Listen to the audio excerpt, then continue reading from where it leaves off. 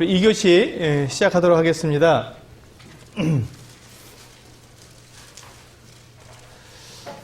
우리가 성경을 해석해야 되는데, 성경을 해석하는데 나름대로 성경을 해석한다고 하는데, 우리가 아까 디모데후서 2장 15절에서 제가 성경을 옳게 분별할 수 있어야 한다, 잘 나누어서 잘 잘라서 이게 어느 편에 속했는지 우리가 잘 구분해서 성경을 이해하지 못하면 부끄럽게 된다라고 말씀을 드렸는데, 이제 그와 같은 부분들에 대해서 잠깐 말씀을 드리겠습니다.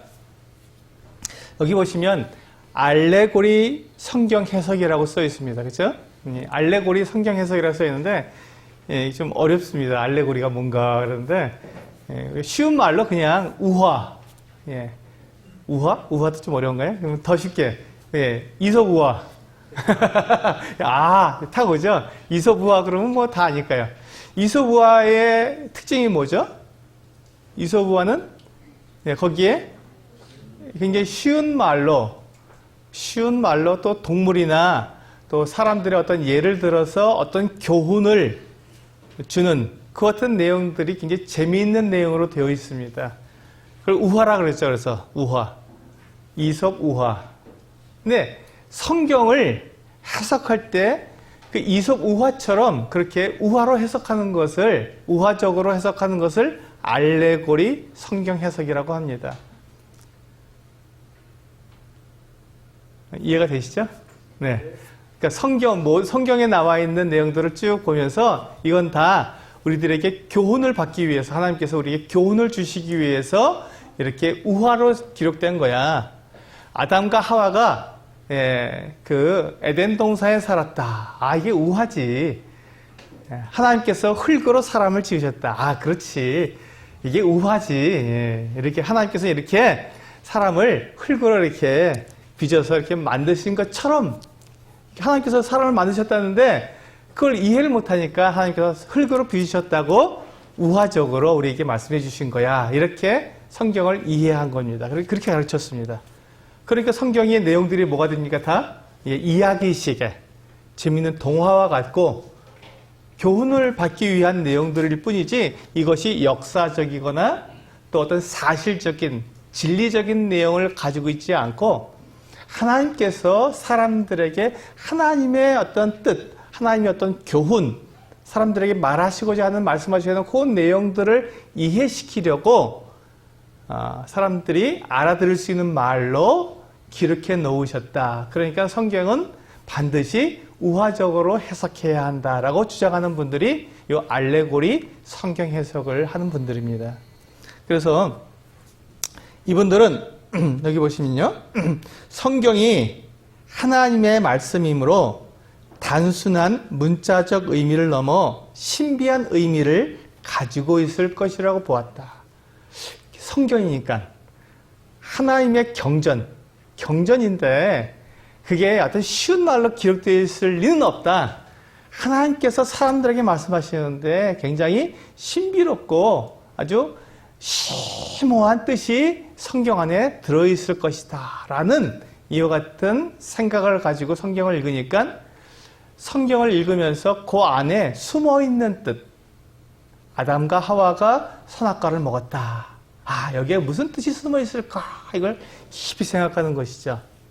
그래서 거기에서 이제 어떤 교훈들, 아주 기발한 그 같은 생각이 떠오르면 이걸 가지고 내가 성도들을 가르치면 되겠다 하고 설교를 거기 그렇게 만들어내는 이와 같은 것들을 우리는 우화적 성경 해석, 알레고리 성경 해석이라고 말을 합니다. 1세기 유대인들 가운데서 굉장히 유명한 이렇게 우화적인 알레고리적 성경 해석을 한 사람이 필론이라는 사람이 있습니다. 영어로는 필로라고 하죠. 헬라어로는 필론이라고 이렇게 써 있고요. 이분은 이제 기원전 30년경에 태어나서 기원 후 45년까지 알렉산드리아라는 이집트 알렉산드리아 지역에 살았던 분입니다.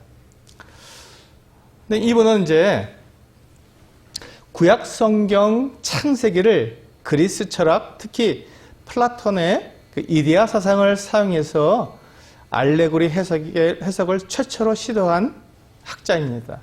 이분이 이제 그 이집트에 알렉산드리아라는 곳이 있는데 거기는 이제 여러분들이 잘 아는 알렉산더 대왕, 헬라의 그리스에 굉장히 용맹했던 그리고 헬라 제국을 이루었던 이 알렉산더 대왕을 기리는 의미에서 그가 이제 이집트를 정복했을 때 이집트의 한 지역, 알렉산드리아 지역을 갖다가 정복하고 거기에 이제 굉장히 발전된 도시로 만들면서 거기에 도서관을 지었습니다.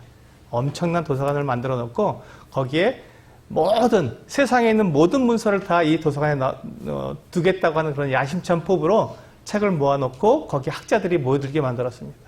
그러다 보니까 거기에 이 헬라, 그리스의 철학자들이 대거 또 그 책들이 대거 그 도서관으로 들어가면서 많은 사람들이 그리스 철학에 물들기 시작했죠. 그래서 지금도 그래서 이게 유럽 쪽이나 이쪽 중근동 쪽에 차지하고 있는 그 철학적인 사조들은 이 헬라 철학입니다. 이분론, 양분, 이게 육체와 영은 서로 구분되어 있다. 이렇게 이분론으로 가르치는 것이죠.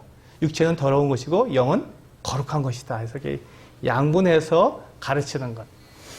그렇던 이 철학이, 그리스 철학이 굉장히 강하게 이 알렉산드리아에서 이렇게 가르쳐졌고, 거기에 수많은 어떤 이 지식인들, 학자들이 모여서 이 그리스 철학을 갖다가 배우기 시작했는데, 그 중에 이 필론이라는 분이 똑같이 알렉산드리아에서 이 그리스 철학을 접하면서 거기에서 이 새로운 것을 발견했습니다. 뭐냐면 그게 그리스 신화.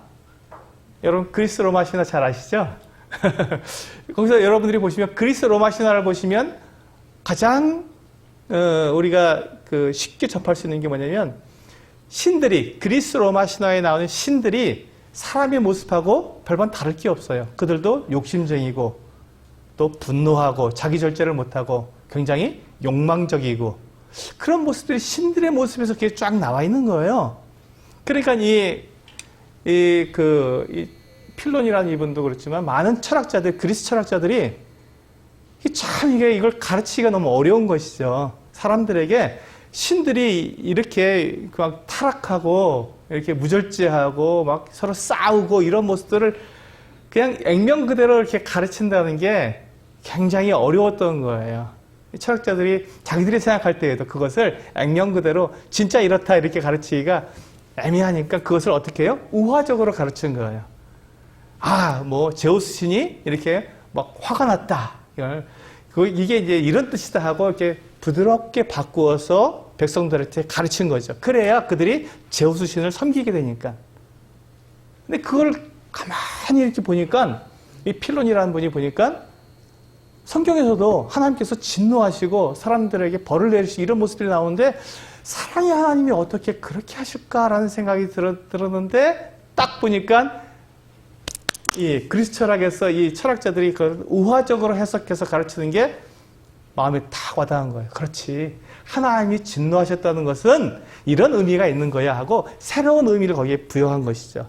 사람들에게 하나님의 거룩함을 가르치기 위해서 새로운 이런 이야기식으로 그걸 다 재해석해서 가르치니까 어떻게 됩니까?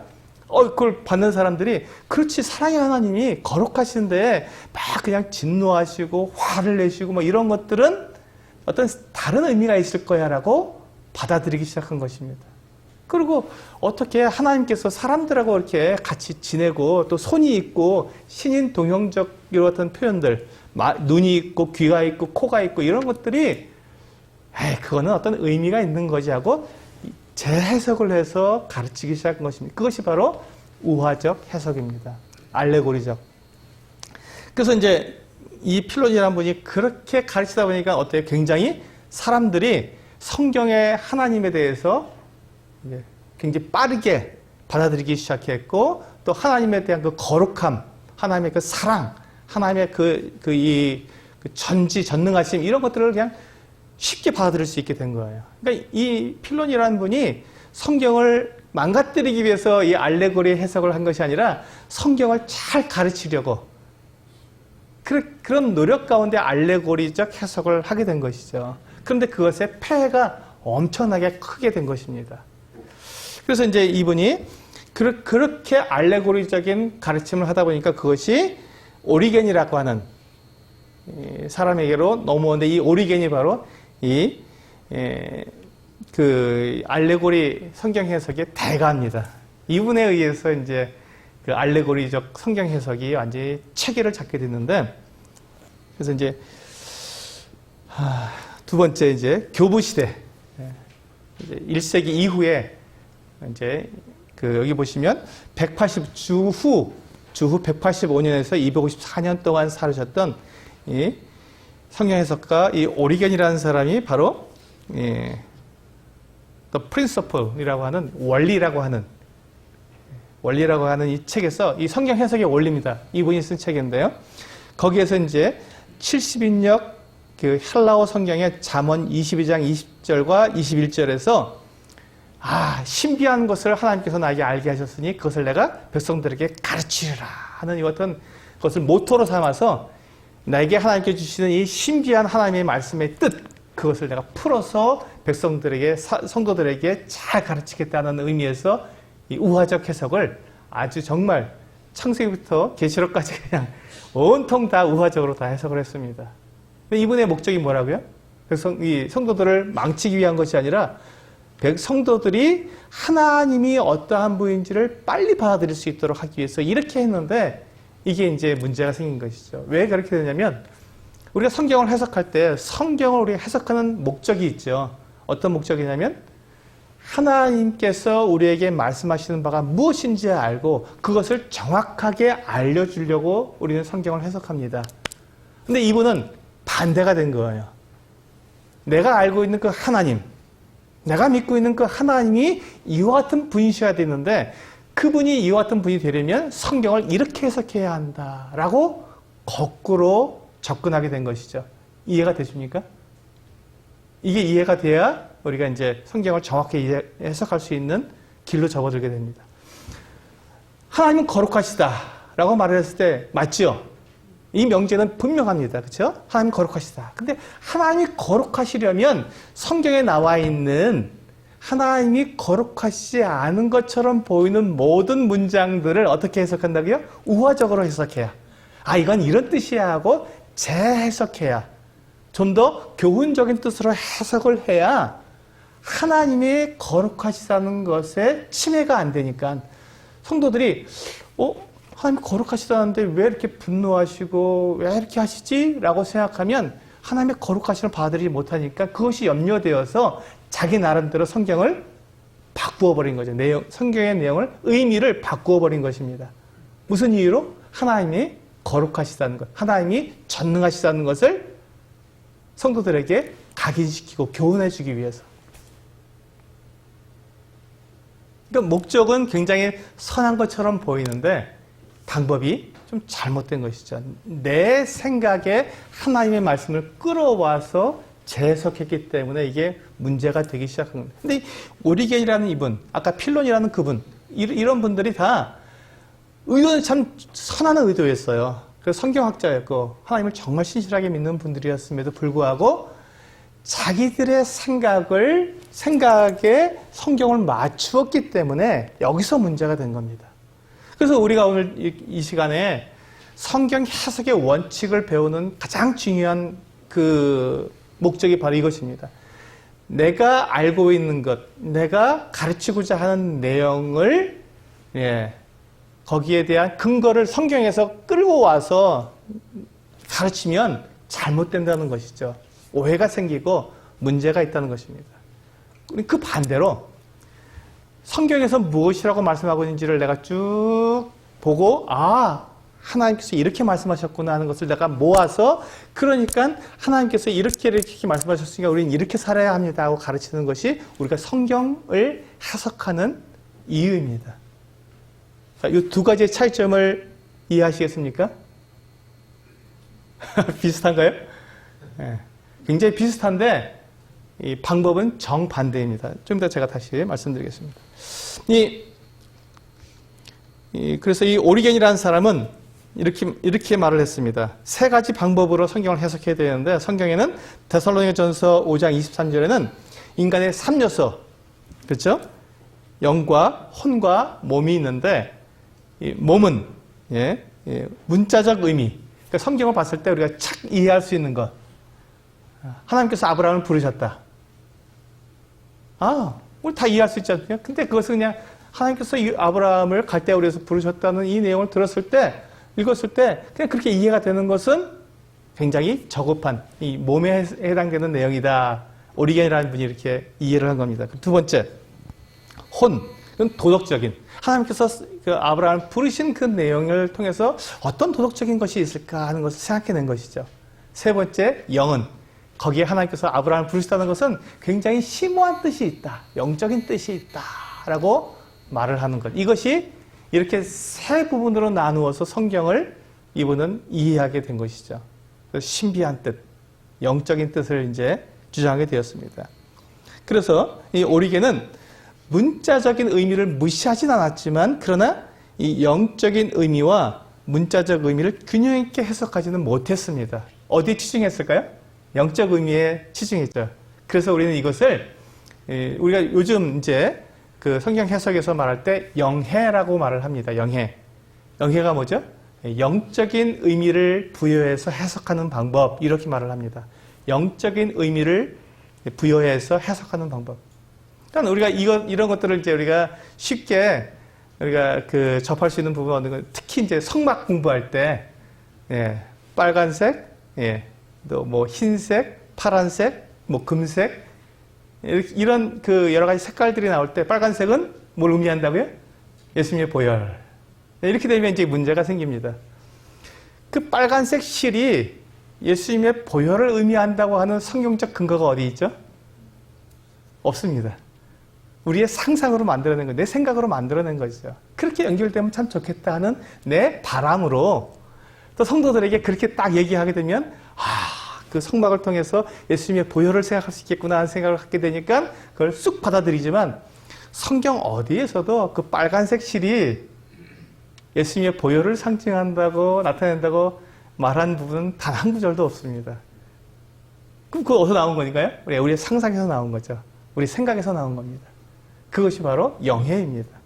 그렇게 새로운 의미, 영적 의미를 부여하게 되면 우리가 굉장히 막 주님을 더 사랑할 수 있게 되는, 이렇게 교훈을 주니까 그런 목적에서 하지만, 그런 성경 해석은 우리에게 굉장히 큰 오해를 낳게 되기 때문에 그것은 조심해야 한다는 것입니다. 그래서 이제 이렇게 해서 그 오리겐이라는 사람이 그렇게 그 문자적 의미는 굉장히 낮은 수준이고 도덕적이거나 그보다 더 뛰어넘게 이 신비한 영적인 해석을 해야 한다. 그런데 거기다가 나중에 후대에는요, 한 가지 더 의미를 덧붙여요. 영적 의미뿐만 아니라 신비한 의미라고 해서 이건 정말 깊이 묵상한 사람들만 알 수 있는 신비한 의미가 있다 해서 네 가지 의미를 성경 해석에다가 부여해 버린 겁니다. 그래서 로마 카톨릭에서 성경을 우화적으로 다 해석하게 된 그런 이제 것들이 나오게 되죠. 그래서 우리가 듣게 되는 톨스토이의 그런 여러 가지 책들, 이런 책들을 보면은 이 천사에 대한 얘기가 많이 나오고, 성경에 없는데 성경과 비슷한 내용들을 이렇게 바뀌어서 나오는 그런 내용들이 막 그런 이런 로마 카톨릭의 이 우화적 해석해서 나온 산물이죠. 그 두 번째로 우리가 성경을 해석하는데 알레고리적 성경 해석과 정반대되는 문자적 해석 방법이 있습니다. 이게 지금 우리가 지향해야 되는 그 같은 성경 해석 방법입니다. 자, 문자적 해석이란 같이 읽어보실까요? 시작. 문자적 해석이란 성경을 있는 그대로 취하는 것을 의미한다. 성경을 있는 그대로. 문자적 해석은 한 문서를 그가 할 수 있는 최선을 다해 그 문서에 통상적, 모든 사람들이 다 공통적으로 이해할 수 있는 그 같은 내용으로 통상적이고 일반적이고 관습적, 그러니까 우리 문화라고 제가 아까 말씀드렸죠. 우리가 다 문화적으로 다 이렇게 이해할 수 있는 그 같은 내용으로, 그리고 전통적 지식의 범위 안에서 이해하는 것이다. 왜? 성경은 그 당시 기록될 당시의 문화적, 언어적, 지리적, 그리고 역사적인 그 배경을 가지고 기록되었기 때문에 우리가 그 범위 내에서 성경을 이해할 수 있어야 한다는 것입니다. 그대로 이해해야 한다는 것이죠. 자연스럽게 누구든지 다 이해할 수 있는 그 같은 범위 내에서 그걸 해석해야 한다. 어떤 특별한 사람만, 특정한 지식이 있는 사람만 이해할 수 있는 것이라면 하나님께서 사람들에게 성경을 주신 목적과 맞지 않다는 것이죠. 하나님께서 사람들에게 성경을 주셨다는 것은, 하나님 말씀을 기록해서 알게 하라 하신 것은 하나님의 뜻을 누구든지 알 수 있도록 하시기 위한 것이기 때문에, 특별한 사람, 몇몇 사람만 알 수 있고 나머지는 알 수 없다는 것은 하나님께서 성경을 기록하신 목적과 전혀 맞지 않습니다. 네, 그래서 이제 우리는 성경은 쓰여진 대로 유효하다. 성경은 기록된 대로 그대로 읽어야 한다는 말입니다. 성경은 쓰여진 대로 유효하다. 이게 우리가 성경 해석을 우리가 이렇게 공부하는 이유며 목적입니다. 성경이 무엇이라고 기록되어 있는지 그대로 우리가 같이 누구나 다 동일하게 해석하자라는 의미입니다. 네.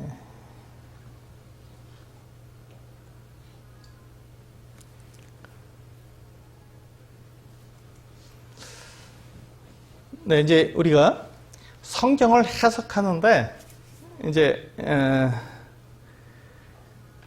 우리가 성경을 해석하려면 우리가 자주 범하는 문제들이 나오게 됩니다. 우리는 성경을 해석할 때 이러한 문제들을 가지고, 이런 오해를 가지고 성경을 해석하기 때문에 성경이 해석이 어떤 사람 다르고 또 다른 사람 다르고, 어떤 분들이 그러죠. 예수 믿는 사람들은 성경을 코에 걸면 코걸이, 귀에 걸면 귀걸이, 자기들 마음대로, 자기들 입맛에 맞는 대로 성경을 해석한다, 이렇게 말을 합니다. 그것은 굉장히 잘못된 것입니다. 성경 해석은 동일합니다. 전 세계 누가 읽든지 똑같은 뜻으로 해석이 되어야 합니다. 성경 해석은 한 가지입니다. 성경은 똑같은 의미로 해석이 됩니다. 다만 적용만 다를 뿐입니다. 해석은 몇 가지라고요? 한 가지. 적용은 여러 가지입니다. 예, 이것이 우리가 반드시 기억해야 될 부분입니다. 자, 한번 성경을 읽을 때 자주 보는 문제 1번 같이 읽어보시죠. 1번 시작. 본문 내용을 제대로 이해하지 못한. 예, 성경을 내가 읽었는데 이게 뭔 내용인지 나도 몰라요. 내가 읽었는데 이게 뭔 내용인지 모릅니다. 그럴 때 우리는 성경을 우리가 해석할 수 없죠. 성경이 이게 무슨 내용인지 정확하게 우리는 내용 자체를 파악해야 한다는 것입니다. 두 번째 시작. 본문이 전하고 있는 메시지를 파악하지 못함. 자, 하나님께서 왜 지금 이 성경을 기록하셨는가? 아니, 우리가 로마서를 읽게 되면 로마서를 통해서 하나님께서 우리들에게 전해주시고자 하는 목적이 있습니다. 로마서와 마태복음과 같은 목적을 가질까요? 아니면 좀 다른 목적을 가질까요? 다른 목적을 가지고 있습니다. 마태복음은 이 유대인들에게 예수 그리스도가 누구신지에 대해서 말하기 위해서 기록된 그 목적을 가지고 있습니다. 그 예수 그리스도, 그래서 이제 1장 1절에 아브라함과 다윗의 자손 예수 그리스도의 세계라 하고 나오지 않습니까? 그 바로 그겁니다. 이 예수 그리스도가 누구시냐면 하나님께서 아브라함에게 약속하신 아브라함의 자손, 즉 메시아고, 하나님께서 다윗의 자손으로 태어나실 그 메시아, 바로 그분이 바로 예수 그리스도다.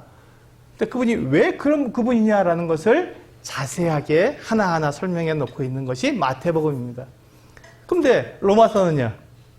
로마서는 로마에 있는 이방인들, 또 거기에 유대인들도 몇 명 섞여 있지만, 주로 이방인 이 로마 사람들에게 복음이 어떠한 뜻을 가지고 있는지, 왜 지금 유대인과 이방인이 로마 교회에서 함께 생활하고 있는데 그들 사이에서 왜 서로가 네가 잘났니 내가 잘났니 할 수 없고 우리는 복음 안에서 다 하나다. 복음이 왜 우리에게 하나가 되게 해주셨는가를 설명해 주는 것이 바로 로마서입니다. 그러니까 로마서는 복음에 대해서 우리가 설명해 주고 있지만 그 복음을 통해서 유대인이나 이방인이나 다 하나다라는 것을 우리 정확히 알려주기 위해서 복음이 주고 있는 능력, 복음으로 인해서 유대인도 의롭게 되었고 이방인도 의롭게 되는 바로 그 동일한 의롭게 되는 그것, 그래서 우리는 다 하나다라는 것을 이야기하기 위해서 기록된 책이 로마서입니다. 서로 다르죠, 목적이.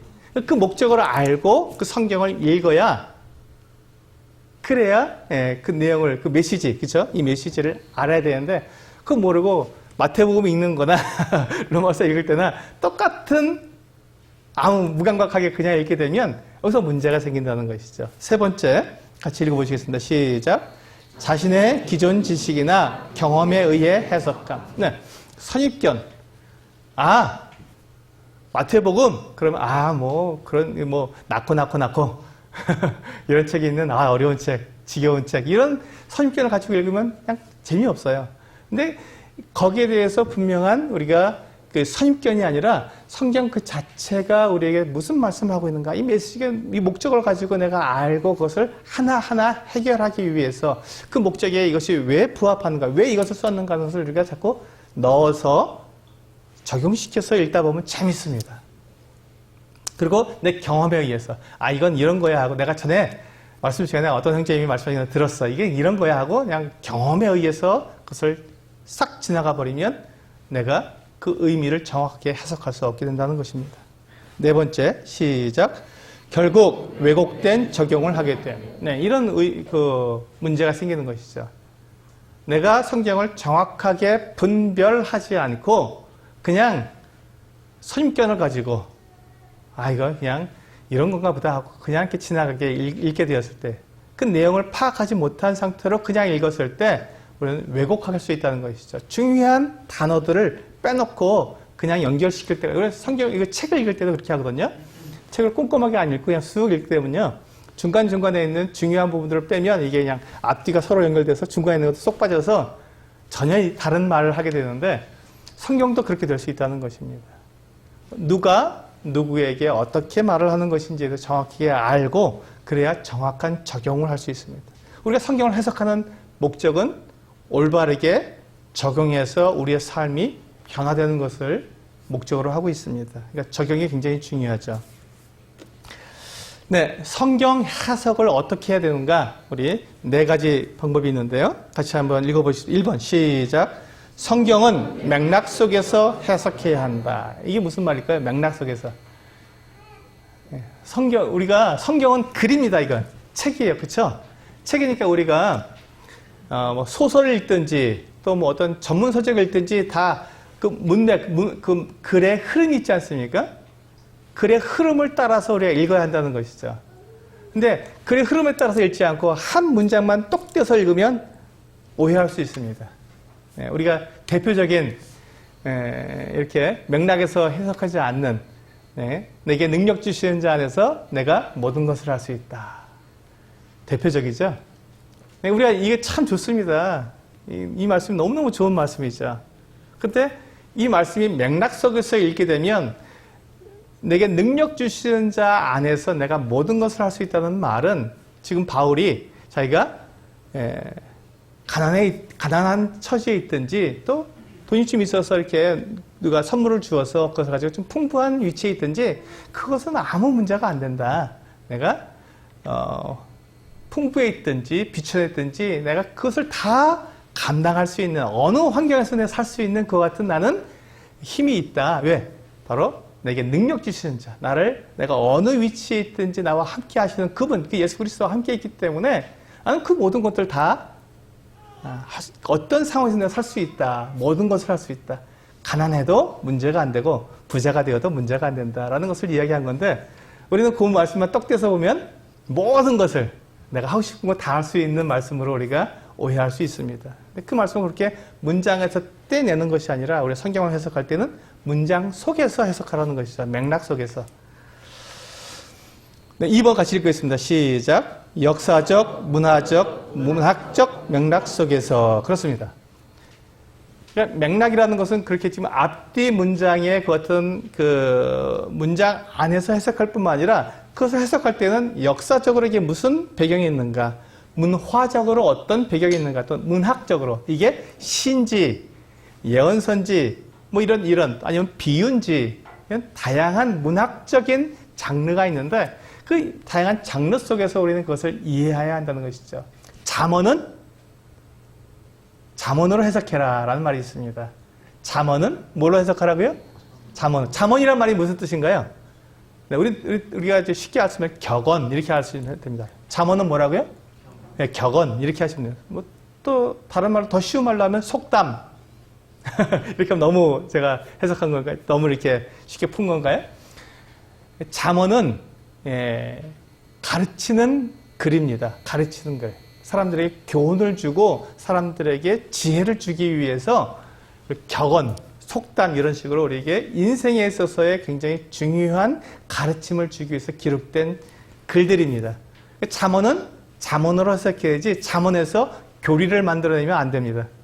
잠언은 잠언으로 우리가 이 땅에서 살아가는 데 있어서 필요한 지혜들을 하나님께서 이렇게 주시는 그 같은 내용들이죠. 거기에서 교리를 만들어내면 문제가 생깁니다. 이렇게 시편에서는요. 시편은 시예요. 시고 노래입니다. 거기는 굉장히 감정이 풍부하고 그렇게 들어가 있습니다. 그런 내용들이 들어가 있는데 거기에서 또 우리가 교리를 만들어내려고 하면 또 거기서 어렵습니다. 거기서 보면 다윗이 하나님이여 나를 이렇게 괴롭히고 나를 박해한 자들을 때려 부시고 다 이렇게 멸망케 하시고 막 이런 내용들을 계속 그냥 토로하고 있습니다. 그건 노래니까 감정을 가지고 노래를 한 것이기 때문에 그런 내용들이 있는데 거기에서 우리가 교리를 만들어내면 우리가 이제 나를 괴롭히는 사람은 하나님께 기도해서 그를 이렇게 죽여달라고 그렇게 해야 한다고 이렇게 교리를 만들어내면 큰일 나죠. 그래서 우리가 이 문학적인 배경을 가지고 우리는 성경을 이해해야 한다는 것입니다. 3번 같이 읽겠습니다. 시작. 성경이 쓰여진 시대와 현재 사이에 4가지 차이를 고려해서 해석해야 한다. 그렇죠? 아까 우리 봤죠? 시간과 지역, 언어, 문화 이와 같은 차이점을 기억해야 한다는 것입니다. 자, 4번째 시작. 귀납법적 성경 해석이 필요하다. 그렇습니다. 귀납법적인 성경 해석 이것이 바로 오늘 우리가 배울 내용들입니다. 그 반대는 연역법이라고 말을 합니다. 연역. 그러니까,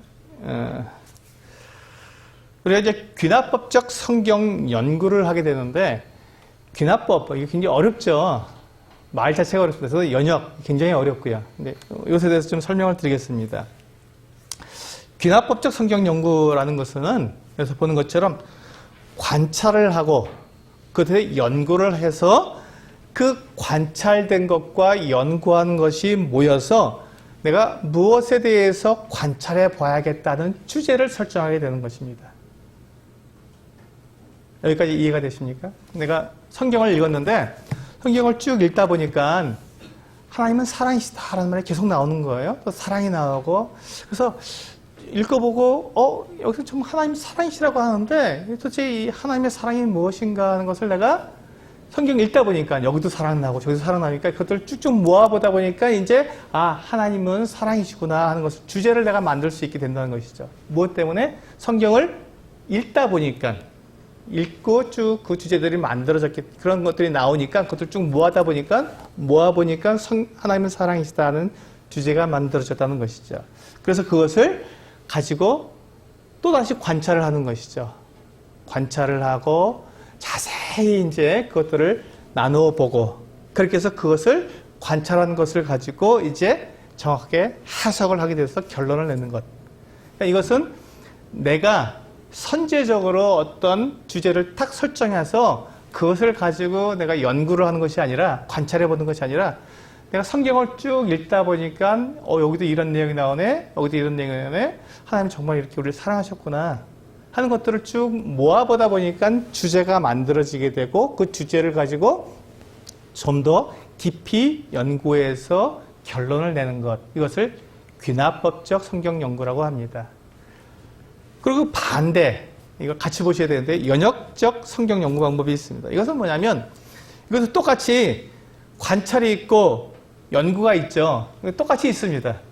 근데 우리가 이것은 내가 어떤 것들의 그 주제들을 쭉 살펴서 거기에서 나온 것이 아니라 내가 읽다 보니까 하나님 거룩하신 분 아닌가? 이렇게 이제 내가 생각이 들어서 그 주제를 하나님 거룩하신 분이야 라고 내가 선제적으로 주제를 설정한 거예요. 그래서 그 선제적으로 이 가설을 딱 세워놓고 그것이 맞는지 안 맞는지를 성경을 통해서 점검해 보는 겁니다. 그래서 점검해 봐서 안 맞으면 다시 돌아가야 돼요. 다시 가설을 바꾸는 겁니다. 하나님은 분노하시는 분이다. 이렇게 가설을 세우고 내려왔습니다. 근데 하나님은 분노하시는 분이 맞긴 한데 또 다른 데서는 하나님 또 오래 참으시는 분이라 돼 있어요. 그러니까 가설을 세울 때 그것이 이건 조금 안 맞는 부분도 있네 하면 그 가설을 바꾸어야 되는 거죠. 제목을 주제를 바꾸는 겁니다. 어떻게 바꿉니까? 하나님은 진노하시지만 오래 참으시는 분이다. 이렇게 바꿔야 되는 것이죠. 왜? 성경에서 다시 나오니까. 계속해서 수정하고 바꾸어서 모든 것이 성경에서 다 맞을 때까지 계속 수정해 나가는 것. 그런 과정을 통해서 결국 예스가 될 때까지 반복해서 그 주제를 설정하는 그 과정을 통해서 내가 자료를 이렇게 데이터를 모으는 것이죠. 그렇게 해서 그 가설이 입증되면 그것을 가지고 하나의 법칙을 만드는 것이죠. 조금 제가 설명이 어려웠나요? 네, 그래서 이 귀납법적은 이렇게 볼 수 있습니다. 이렇게 내가 여러 가지 자료들을 쭉 그 데이터를 내가 쭉 입수하다 보니까 그것이 하나님은 이런 분이시구나, 성경은 이렇구나라고 내가 어떤 일반적인 법칙을 내가 만들어낼 수 있는 것이죠. 내가 모아진 것들을 통해서 만들어내는 주제를. 이게 귀납법적이고요. 연역적은 그 반대로 내가 이것도 물론 연역이 바로 나오진 않습니다. 여기 또 어느 정도 이렇게 귀납법적인 그 바탕이 있어야 연역도 되는 건데, 그런데 내가 만약에 제가 이제 내일 저희 교회에서 설교를 하려는데 어떤 주제를 가지고 설교를 해야 되지 않습니까? 근데 주제를 설정하는데 내가 이렇게 막 기도하다가 어떤 게 툭 떠올랐어요. 그러면 내가 떠오른 그 주제가 맞는지 안 맞는지를 성경에서 내가 확인해 봐야 되잖아요. 이것은 연역이라는 것이죠. 내가 먼저 주제를 떠올리고 그 주제에 과연 맞는 그 어떤 그 성경 내용들을 끌어모으는 거니까. 그래서 이 연역과 귀납은 함께 있어야 합니다. 연역이 무조건 잘못된 것이 아닙니다. 귀납적 성경 연구도 해야 되지만 연역적 성경 연구도 해야 됩니다. 이 두 가지가 다 필요한데, 그런데 이제 연역적 성경 연구를 할 때 무엇이 문제냐면 이것은 성경 그 창세기부터 계시록까지 기본적인 지식이 있어야 연역을 할 수 있습니다. 왜냐하면 연역은 내가 떠오른 어떤 주제에 대해서 내가 딱 이미 이렇다고 다 명제를 설정했기 때문에 그것이 다른 부분에서 부딪히면, 맞지 않으면 그것은 잘못된 성경 해석이 되니까 조심스럽죠. 그래서 연역은 창세기부터 계시록까지는 기본적인 어떤 지식과 어떤 그 교리적인 그 같은 체계가 나한테 있을 때 연역적인 그 성경 해석을 우리 시도할 수 있습니다. 굉장히 중요한 겁니다. 사실 과학자들이, 우리 발명가들이 이렇게 그 과학적인 시도를 하는 것이 다 연역입니다. 그 에디슨이 전기라는 것을 이렇게 하면 불이 밝아질 텐데 하고, 세상에 어떤 것들을 자기가 그런 것들을 이렇게 어떤 그 생각을 딱 떠올렸을 때 그것이 되는지 안 되는지, 전구에 필라멘트가 해서 빛이 나는지 안 나는지를 계속 실험하지 않습니까? 그게 연역입니다. 요걸 하게 되면 빛이 날 텐데, 안 되네? 요걸 하면 될 텐데 하고 계속해서 시도하는 것. 이것이 연역이죠. 된다라고 하는 어떤 내 신념, 이런 것들을 가지고 계속해서 실험해 보는 것, 연역이죠. 그런데 이제 그와 같이 내가 어떤 분명한 그 주제를 설정하지 않고 이런 것들을 쭉 조사해 보다 보니까 우리가 이제 그 문화재 같은 경우에 어떤 뭐 고고학자들이 여기에서 뭐 이런 것들 문화재가 나왔을 때 그 옷 또 그 같은 뭐 어떤 장신구들 이런 것들을 쭉 모아 보니까 조선 시대에는 이러한 옷을 입고 살았구나. 그 모양이 이렇다라고 이렇게 보여줄 수 있죠. 이것이 이제 귀납적입니다. 조선시대에 살았던 사람들이 어떤 의복을 입었는지 내가 먼저 말할 수 없는데 그 무덤에서 나온 여러 가지 이런 부장품들을 잘 펼쳐보고 또 거기서 옷들을 잘 이렇게 모아보다 보니까 공통점이 있고 공통점을 통해서 옷을 하나를 이렇게 공통적인 그런 의복을 만들어냈을 때 조선시대에는 이런 옷들을 입었습니다 라고 말할 수 있는 것. 이것이 귀납적이죠. 쭉 모아서 결론을 내린 것. 이것이 귀납적이고 에디슨처럼 이렇게 전기라는 것을 통해서 빛을 발할 수 있을 텐데 그 빛을 낼 수 있는 물질이 뭔가를 찾아내는 것. 이런 것들이 연역적입니다. 이 두 가지가 다 있어야 합니다. 사실은. 그런데 더 안전하게 성경을 공부할 수 있는 방법, 또 하나님의 뜻을 우리가 내 뜻대로 이끌어가지 않고 하나님의 뜻에 의해서 내가 하나님의 뜻을 알 수 있는 방법은 귀납적이 훨씬 더 안전하기 때문에 귀납법적 성경 연구를 하자고 말씀을 드리는 것입니다. 이것이 충분히 이제 많이 이렇게 우리에게서 이루어졌을 때 연역도 가능하게 됩니다. 그래서 귀납적 성경 연구 방법에는요, 관찰, 해석, 적용이라고 하는 세 부분으로 나눠져 있습니다. 관찰을 하고 또 해석을 하고 적용을 해서 그 하나님의 뜻을 내가 가지게 되는 것이죠. 한번 보시겠습니다. 귀납적 성경 연구 방법에서 관찰이란 무엇인지 한번 읽어보실까요? 관찰, 시작. 본문에서 무엇을 보는가? 그렇습니다. 관찰은 다른 것이 아닙니다. 본문에서 무엇을 보는가? 본문에 뭐라고 적혀 있는가? 이것만 하는 것이 관찰입니다. 그러니까 여기 보시면 말씀 속에 있는 사실들을 살펴보는 것입니다. 용어, 또 구조, 문학 양식 뿐만 아니라 그 뒤에 보면요. 관찰을 좀 더 하시고요. 그 다음에 이제 해석 한번 읽어볼까요? 시작. 본문이 무엇을 의미하는가? 자, 이것은 성경이 기록될 당시에 하나님께서 어떤 의미로 사람들에게 말씀하셨는가? 그리고 이 말씀을 들을 때 처음에 이 성경의 말씀을 내가 처음 받은 사람들이 어떤 의미로 이것을 알 수 있었는가 하는 것들을 내가 알아내는 것.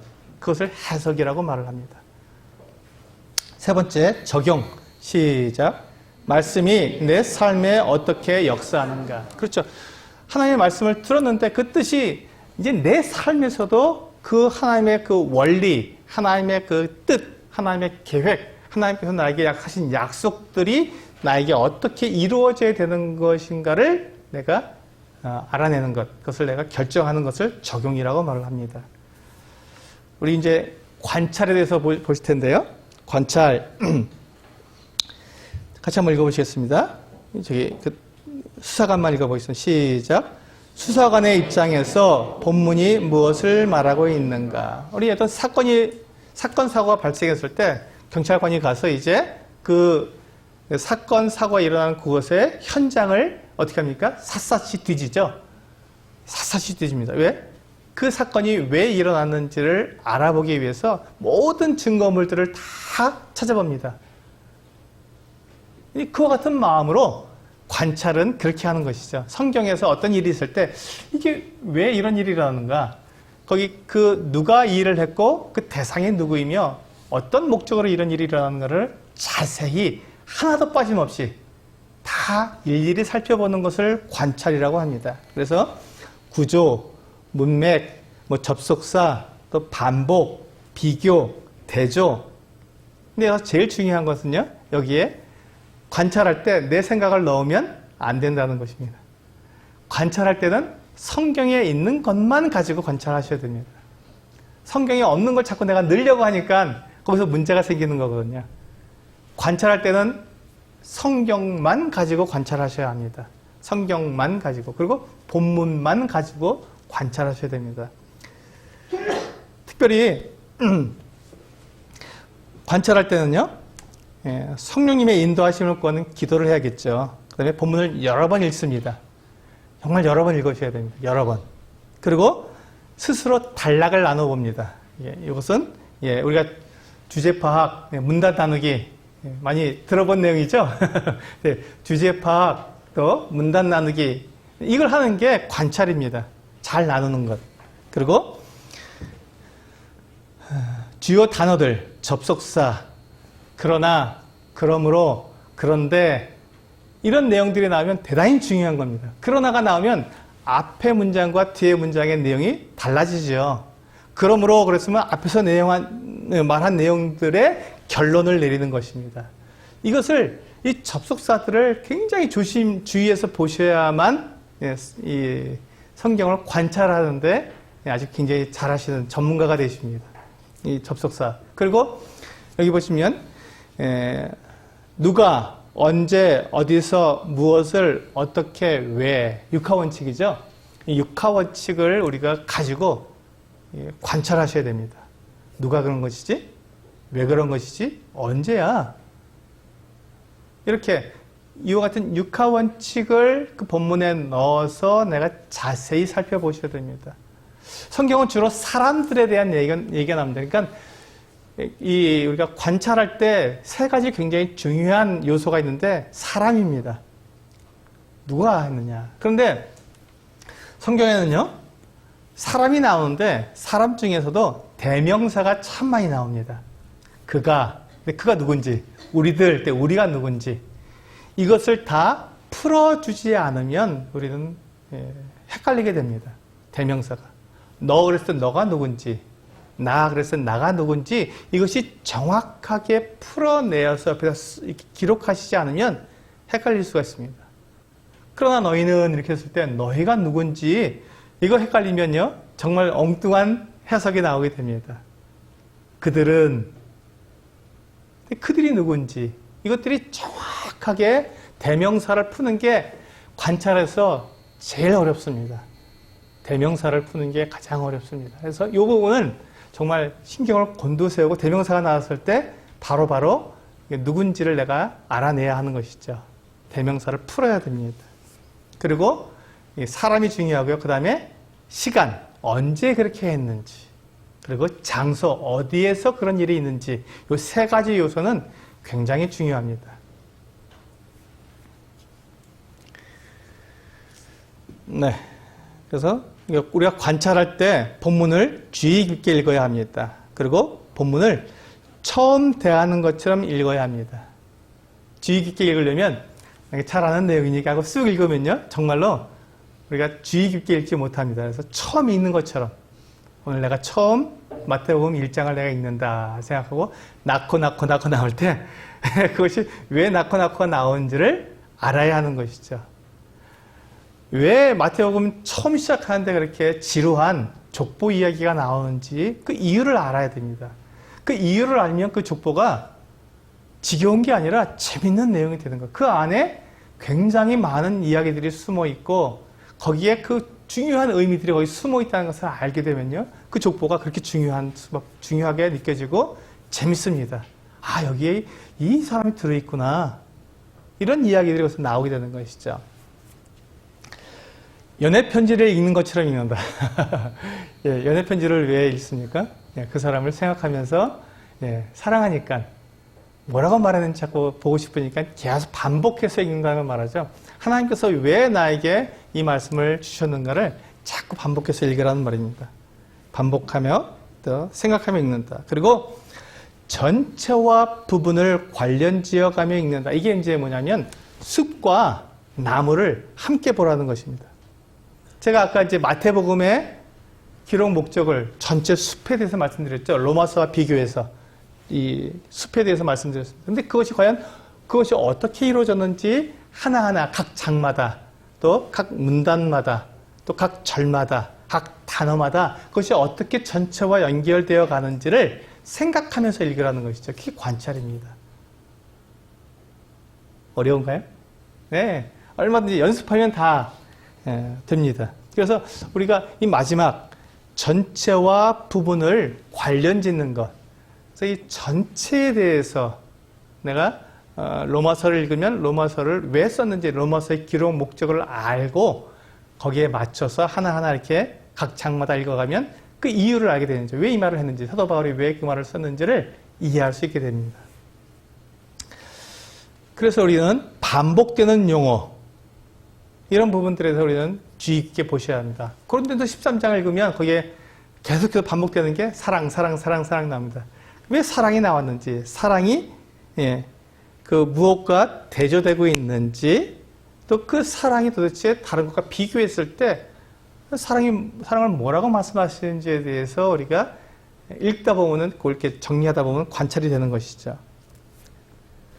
그 다음에 이제 중요한 것은 우리가 뭐 구원, 대속, 속죄 이런 용어들이 나오면 굉장히 어렵습니다. 근데 그런 내용이 그런 단어가 탁 나오면 그것이 그 앞뒤 그 구절을 통해서 이것이 성경에서 무엇이라고 말하고 있는지를 자세하게 살펴보는 것이 중요합니다. 그런 어려운 단어가 나왔을 때 그런 단어들을 훅 지나가지 마시고요. 도대체 이게 구원이란 말이 어떻게 되어 있는 것인가? 로마서에서 구원은 하나님의 능력이 된다 그러는데 하나님의 능력이 과연 무엇인가? 이렇게 자꾸 연결시켜 가는 것이죠. 성경에서 정의하고 있는 내용들을 하나하나 이렇게 적어가면서 그것을 나에게 이렇게 데이터화 시키는 거죠. 내가 가지고 있는 것이죠. 아, 성경에서 로마서 1장에서 하나님의 능력이라고 말씀하셨구나. 또 3장에 가면 하나님의 의라고 말씀하시는데 하나님의 의가 뭔가 이렇게 이런 것들 하나하나 이렇게 나에게 관찰을 통해서 내가 데이터를 모으는 것을 이 관찰이라고 합니다. 그리고 이렇게 이제 그 관찰은 어떤 목적을 향해서 가야 합니다. 목적을 향해서. 관찰은 분명하게 여기 보시면요. 에베소 4장 28절 같이 한번 읽어보실까요? 시작. 도둑질하는 자는 다시 도둑질하지 말고 돌이켜 가난한 자에게 구제할 수 있도록 자기 손으로 수고하여 선한 일을 하라. 여기 보시면 그 사도 바울이 에베소 성도들에게 자기 손으로 수고하라 한 그 이유가 있습니다. 그렇죠? 왜 자기 손으로 수고해서 일을 하라고 했죠? 어떤 목적으로? 예. 가난한 자에게 구제할 수 있게 하기 위해서. 도둑질 하지 말고 오히려 내가 열심히 일을 해서 우리가 수고해서 우리가 그 돈을 버는 이유는 가난한 사람들을 구제하기 위해서 우리는 열심히 일을 해야 한다, 수고해야 한다, 이렇게 말씀하고 있습니다. 우리가 돈을 버는 목적이 뭐죠? 잘 먹고 잘 살려고가 아니라 성경에서는 이렇게 말씀하고 있는 것이죠. 가난하고 어려운 사람들을 돕기 위해서 우리는 수고하고 일을 해야 하는 것입니다. 나 잘 먹고 잘 살려고가 아니라 성경은, 교회는 그래서 항상 가난한 자를 돕도록 그렇게 되어 있습니다.